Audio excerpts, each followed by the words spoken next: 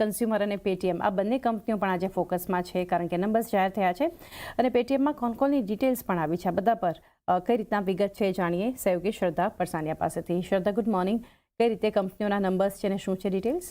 Good morning. તો પહેલાં ગોદરેજ કન્ઝ્યુમર્સની વાત કરીએ. Q4ના પરિણામ પર નજર કરીએ તો નેટ પ્રોફિટમાં લગભગ 9.7%નો અહીંયા ઉછાળ જોવા મળ્યો છે. 412 કરોડની સામે 452 crore year on year basis પર. આવકની વાત કરીએ તો અહીંયા પણ 11%ની અપસાઇડ છે. 3,514 કરોડની સામે 3,900 crore Y on Y basis પર. એબિટા અહીંયા પણ 11%ની અપસાઇડ 760 કરોડની સામે 841 કરોડ. માર્જિન્સ 21.5% પર ફ્લેટ રહેતા જોવા મળ્યા છે યર ઓન યર બેસિસ પર.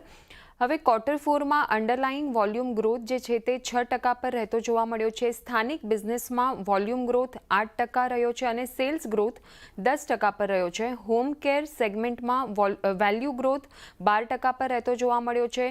પર્સનલ કેર સેગમેન્ટમાં 3% ગ્રોથ સામે પરફ્યુમ્સ અને ડિઓડરન્ટ્સમાં ડબલ ડિજિટ ગ્રોથ રહેતો જોવા મળ્યો છે. ઇન્ડોનેશિયામાં ભાવનું દબાણ સ્થિર થવાના સંકેતો બનતા અહીંયાથી દેખાઈ રહ્યા છે અને ઇન્ડોનેશિયામાં યુવીજી એટલે કે અંડરલાઇંગ વોલ્યુમ ગ્રોથ 4% અને સેલ્સ ગ્રોથ 3% પર રહ્યો છે.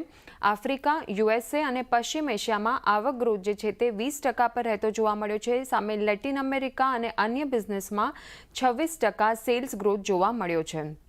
હવે બીજી બાજુ પેટીએમની વાત કરીએ. Q4ના પરિણામ અહીંયા પણ આપણને આવતા જોવા મળ્યા છે. નેટ પ્રોફિટની વાત કરીએ તો જે કંપની લોસમાં હતી 540 કરોડનો લોસ હતો એની સામે યર ઓન યર બેસિસ પર 184 કરોડ પ્રોફિટમાં કન્વર્ટ થતી જોવા મળી છે યર ઓન યર બેસિસ પર. આવકની વાત કરીએ તો અહીંયા પણ 18.5%નો ઉછાળ છે. 2,155 કરોડની સામે 2,264 crore year on year basis પર. એબિટાની વાત કરીએ તો જે એબિટા લોસ હતું 88 કરોડનું એની સામે હવે એબિટા પ્રોફિટમાં કંપની કન્વર્ટ થતી જોવા મળી છે 132 કરોડના નંબર સાથે યર ઓન યર બેસિસ પર. તો આ રીતે ઓવરઓલ એક બંને જ અહીંયા પેટીએમ સારા રિઝલ્ટ્સના કારણે અત્યારે ખરીદારી જોવા મળી રહી છે અને સામે ગોદરેજ કન્ઝ્યુમરમાં આપણને એક વેચવાલી અહીંયાથી બનતી દેખાઈ રહી છે. શ્રદ્ધા, પર આપનો બંને સ્ટોક્સ પર માહિતી માટે. પેટીએમની